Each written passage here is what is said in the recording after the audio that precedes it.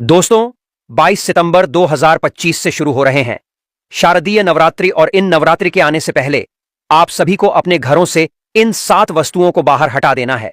कहा जाता है कि जिन घरों में यह 7 वस्तुएं पाई जाती हैं, उस घर में माता रानी प्रवेश नहीं करती हैं। नमस्कार दोस्तों, स्वागत है आप सभी का आपके अपने चैनल प्राचीन जानकारी पर।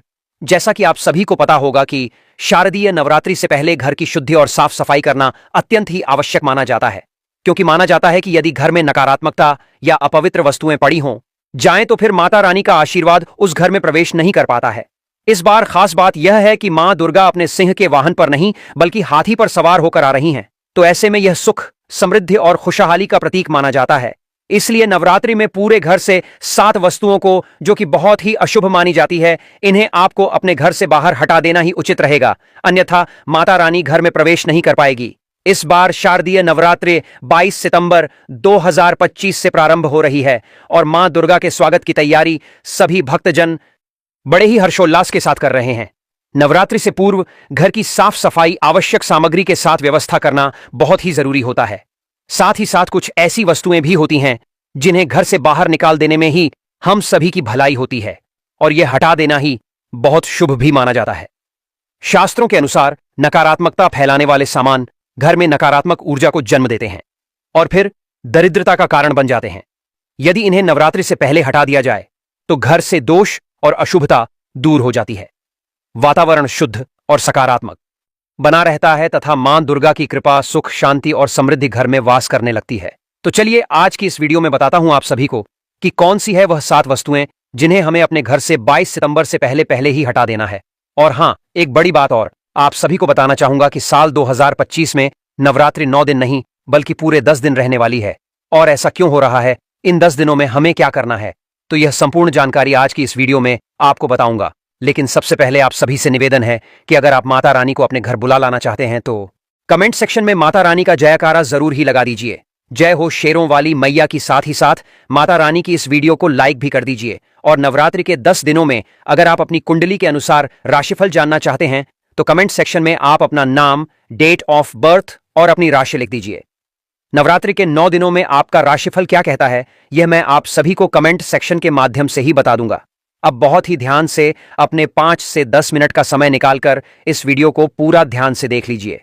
देखिए, शारदीय नवरात्रि के 9 दिनों में माता रानी की उपासना हम सभी करते हैं, लेकिन अगर कुछ विशेष जानकारी के साथ हम जब उपासना करते हैं तो उनके ऊपर माता रानी की विशेष आशीर्वाद बनता है। साथ ही साथ मान्यता है कि नवरात्रि में इन पावन दिनों में यदि कोई साधक मां दुर्गा को प्रसन्न कर लेता है तो माता उसके जीवन में स्वास्थ्य संबंधी, दुख दर्द संबंधी और अनेकों प्रकार के कष्टों को दूर कर देती है। माता रानी की कृपा से ऐसे व्यक्ति के घर में धन, वस्त्र, अन्न, किसी चीज की कभी कोई कमी नहीं रहती है, बल्कि उसके जीवन में सुख, समृद्धि, सौभाग्य स्थायी रूप से निवास करने लगता है। और इतना ही नहीं, समाज में और परिवार में भी उसका मान सम्मान बढ़ता ही चला जाता है और लोग स्वयं उसके पास आकर पूछते हैं कि तुम इतनी तरक्की किस प्रकार से कर पा रहे हो। तो यह सब इसीलिए संभव हो पाता है क्योंकि साधक साक्षात माता रानी के 9 स्वरूपों का आशीर्वाद प्राप्त कर चुका होता है और जीवन को हर दिशा में मंगलमय बना लेता है। भक्तों, बात ऐसी है कि मेरा काम है सिर्फ आप सभी को सलाह देना, तो मैं आपको केवल सलाह मात्र ही दे सकता हूं। अब आप इसे माने या ना माने, यह आपकी मर्जी। लेकिन अगर आप इस बात को मान लेते हैं तो मान के चलिए, आपके ऊपर माता रानी की विशेष कृपा, आशीर्वाद के साथ साथ ही आप दिन दुगनी रात चौगुनी तरक्की करेंगे, क्योंकि यह नवरात्रि है बहुत ही ज्यादा खास। तो चलिए जान लेते हैं कि कौन सी है वह अशुभ वस्तुएं जो शारदीय नवरात्रि से पहले हमें अपने घर से हटा देना ही शुभ रहेगा। लेकिन इससे पहले हम सभी जान लेते हैं कि शारदीय नवरात्रि कब प्रारंभ हो रही है और कब इसका समापन होगा, सही डेट और टाइमिंग के बारे में। साथ ही शुभ मुहूर्त भी आप सभी को बता देता हूं। तो देखिए, नवरात्रि के पूरे 9 दिन गंगा जल की हर एक बूंद की तरह पवित्र माने जाते हैं। यह शुभ समय भक्तों के जीवन में खुशियों की सौगात लेकर आता है। और आपको बताना चाहूंगा कि इस साल मां दुर्गा हाथी पर सवार होकर आएंगी।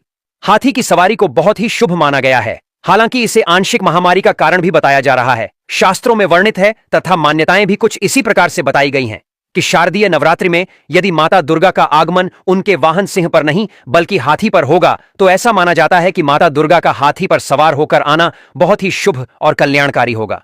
जीवन सुखमय बना रहेगा, भक्ति का भरपूर लाभ भक्त जनों को मिल पाएगा।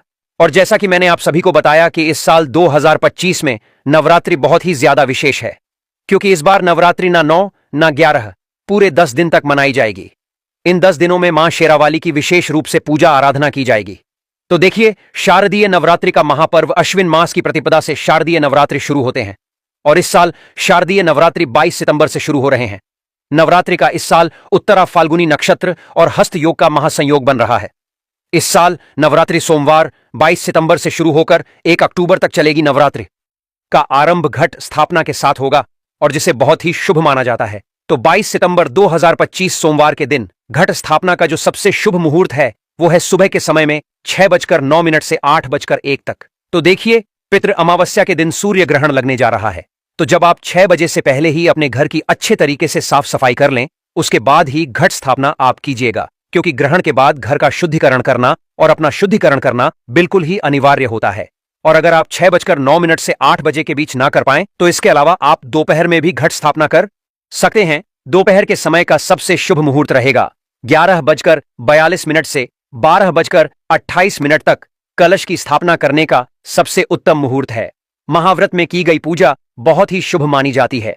इससे समस्त देवी देवताओं की कृपा प्राप्त होती है और पूजा पाठ का फल भी कई गुना बढ़कर प्राप्त होता है। ऐसे में जो व्यक्ति नवरात्र आने से पहले ही अपने घर से इन चीजों को हटा देते हैं, उनके घर में मां वैष्णो देवी, मां दुर्गा का आगमन निश्चित रूप से होता है और ऐसे घर में मां लक्ष्मी स्थायी रूप से निवास करने लगती है। तो चलिए, अब मैं आप सभी को बता देता हूं वह 7 वस्तुएं जिन्हें आपको अपने घर से हटा देना है। लेकिन उससे पहले आप सभी से मेरा विनम्र निवेदन है कि माता रानी जी के सच्चे भक्त तुरंत इस वीडियो को लाइक कर दें और कमेंट बॉक्स में लिख दें जय माता दी, जय मां दुर्गा लिखने के साथ साथ ही एक काम आप सभी को करना है। नवरात्रि में अपने राशिफल को जानने के लिए कमेंट सेक्शन में ही आप अपना नाम, डेट ऑफ बर्थ और राशि लिख दीजिए। साथ ही मुझे यह बताएं कि आप हमारी इस वीडियो को कहां से देख रहे हैं। इन नवरात्रि के दौरान आपका राशिफल क्या कहता है, मैं कमेंट सेक्शन में रिप्लाई के माध्यम से ही बता दूंगा। बाद में तो जान लेते हैं वह 7 चीजें जिन्हें अपने घर से हटाना है। हम सभी को सबसे पहली वस्तु है टूटा फूटा बर्तन। जी हां दोस्तों, शास्त्रों और वास्तुशास्त्र के हिसाब से यह स्पष्ट रूप से कहा गया है कि टूटा फूटा सामान घर में दरिद्रता, अशुभता और गरीबी को अपनी ओर आकर्षित करता है। विशेषकर टूटे फूटे बर्तन जैसे दरार वाले गिलास हो गए, कटोरियां, थालियां जो चटकन से भरी हो या हांडियां हो गई, टूटे हुए कप इत्यादि हमें घर से बाहर हटा देने हैं, क्योंकि यह घर में सकारात्मक ऊर्जा को नष्ट कर देते हैं। जब हम ऐसे बर्तनों का उपयोग करते हैं या इनमें खाते पीते हैं तो निस्संदेह हमारी जो अन्नपूर्णा है वो भी हमसे नाराज होती है और हमारे शरीर में कई प्रकार की बीमारियां घर कर लेती हैं। इससे मनुष्य की मानसिकता भी प्रभावित होती है और घर के भीतर धीरे धीरे गरीबी कंगाली का वास होता चला जाता है।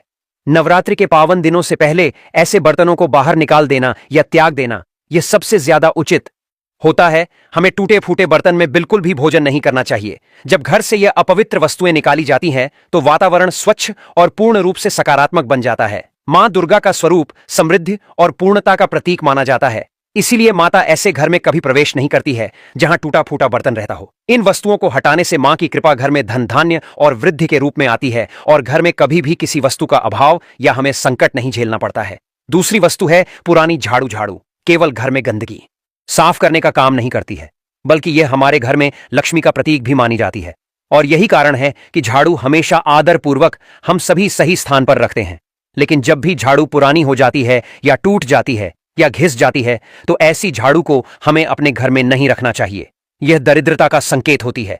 वास्तुशास्त्र के हिसाब से टूटी हुई झाड़ू घर में रखने से धन की हानि होती है और लक्ष्मी जी जो है वह नाराज होकर हमारे घर से बाहर चली जाती है। और खासकर नवरात्रि और दिवाली के समय तो हमें अपने घर में ऐसी वस्तुओं को बिल्कुल भी नहीं रखना चाहिए। मां दुर्गा, मां लक्ष्मी का स्वागत बड़े ही साफ सफाई के साथ हमें अपने घर में करवाना चाहिए।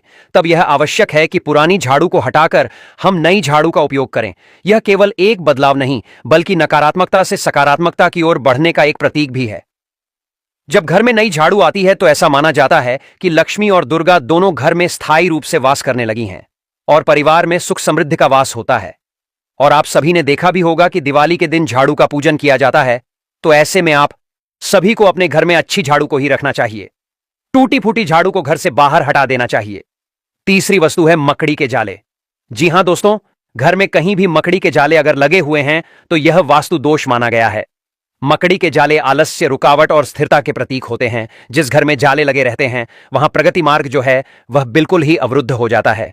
चाहे कितना भी परिश्रम कर लिया जाए, वहां के लोग जीवन में आगे नहीं बढ़ पाते हैं। इसके अलावा मकड़ी के जाले घर को गंदा और अंधकारमय भी बनाते हैं, जिससे सकारात्मक ऊर्जा घर में प्रवेश नहीं कर पाती है। नवरात्रि के पहले आपको पूरे घर की अच्छे से साफ सफाई करने के साथ साथ ही इन जालों को भी हटाकर घर को बिल्कुल ही साफ सुथरा बना लेना चाहिए। ऐसे घर में मां दुर्गा का प्रवेश सरलता से हो जाता है और ऐसा घर शुद्धता का प्रतीक भी बन जाता है। इससे घर का हर एक सदस्य ऊर्जा, उत्साह और उन्नति और अग्रसर होता हुआ चला जाता है। मां दुर्गा शुद्ध और पवित्र घर में ही निवास करती हैं, इसलिए मकड़ी के जालों को हटाना उनकी कृपा पाने का पहला कदम होता है। अगली वस्तु है टूटी फूटी मूर्तियां और तस्वीरें। भगवान या देवी देवताओं की टूटी फूटी मूर्तियां घर में रखना अशुभ माना जाता है। नवरात्रि से पहले इन्हें या तो बहते हुए जल में आप प्रवाहित करवा दीजिए या फिर किसी पीपल के वृक्ष के नीचे इन्हें रखकर आ जाएं। लेकिन घर में हमें बिल्कुल भी खंडित मूर्तियां या पूजा सामग्री के दौरान जो हमने धूप बत्ती लगाई है या जो भी पूजा के दौरान निकले हुए अगर अगरबत्ती वगैरह के जो पैकेट्स होते हैं उन सबको अपने घर से हटा देना चाहिए और घर के मंदिर को बिल्कुल ही स्वच्छ कर देना चाहिए। घर की स्वच्छता हमें हर रोज वैसे तो करनी चाहिए, लेकिन जिसे डीप क्लीनिंग कहते हैं, इस दौरान मंदिर में नवरात्रि से पहले हमें मंदिर की डीप क्लीनिंग यानी कि अच्छे तरीके से साफ सफाई जरूर ही कर लेनी चाहिए। अगली है चीजें जो कि हमें अपने घर से हटानी है, वो है पुराने और फटे जो कपड़े होते हैं उन्हें हमें अपने घर से हटा देना चाहिए। फटे, दागदार या जिनका इस्तेमाल हम नहीं करते हैं, ऐसे पुराने कपड़ों को हमें अपने घर में नहीं रखना चाहिए। इन्हें दान कर दें या फिर इन्हें सिलवा कर रखें। मान्यता है कि इससे घर में दरिद्रता बनी रहती है और ऐसे घर में मां दुर्गा प्रवेश नहीं करती है। तो कोशिश करें कि ऐसे पुराने फटे हुए जो कपड़े हैं आप उन्हें अपने घर से बाहर हटा दें। अगली वस्तु है खराब या बंद पड़ी हुई इलेक्ट्रॉनिक चीजें। जी हां दोस्तों, टूटा फूटा मोबाइल, घड़ी, पंखा, बंद पड़ी मशीनें घर में हमें नहीं रखनी चाहिए। यह स्थिरता और रुकावट का प्रतीक होती है। या तो आप इन्हें रिपेयर करवाएं या फिर इन्हें हटा देना चाहिए, क्योंकि जहां पर स्थिरता होगी, रुकावट होगी, नकारात्मकता होगी, ऐसे घर में मां दुर्गा प्रवेश नहीं करती है। अगली वस्तुएं हैं पुराने जूते, चप्पल। दोस्तों, फटे या बहुत पुराने जूते, चप्पल घर में रखना अपवित्र माना जाता है। इसे तुरंत ही बाहर हटा दें, क्योंकि ये नकारात्मकता और दुर्भाग्य को न्योता देते हैं, बढ़ाते हैं एक चीज का। और ध्यान रखें, जरूरत से ज्यादा 5 से 6 साल पुरानी चप्पलों को भी हमें नहीं पहनना चाहिए, क्योंकि इससे शनि हमारे ऊपर हावी होता है। तो ऐसे में इन चप्पलों को हटा देना ही हम सभी के लिए ज्यादा हितकारी होगा। अगली वस्तु है सूखा या मुरझाया हुआ पौधा या फिर कांटेदार जो पौधे होते हैं, उन्हें हमें अपने घर से हटा देना चाहिए, क्योंकि यह अशुभ फल देते हैं। नवरात्रि से पहले इन्हें हटाकर निकाल दें या फिर हरे भरे पौधे अपने घर में आप लगाएं। इससे घर में समृद्धि और जीवन में ऊर्जा आती है। टूटा हुआ कांच या बर्तन भी हमें अपने घर में नहीं रखना चाहिए। टूटे शीशे, ग्लास, बर्तन घर में दरिद्रता और अशांति लेकर आते हैं, इसलिए नवरात्रि से पहले आप सभी इन्हें भी हटा दें। अब मैं आपको बताता हूं कि नवरात्रि के दौरान सबसे पहले हमें क्या करना चाहिए, लेकिन उससे पहले एक बार फिर से याद दिला दूं कि अभी तक अगर आपने मां दुर्गा की इस वीडियो को लाइक नहीं किया है तो लाइक करके प्राचीन जानकारी चैनल को सब्सक्राइब कीजिए। साथ ही कमेंट सेक्शन में जय मां दुर्गा लिखने के साथ अपनी राशि जानने के लिए डेट ऑफ बर्थ और राशि नाम जरूर ही लिखिएगा, ताकि मैं कमेंट सेक्शन में रिप्लाई के माध्यम से ही आप सभी का राशिफल कमेंट सेक्शन में बता दूं।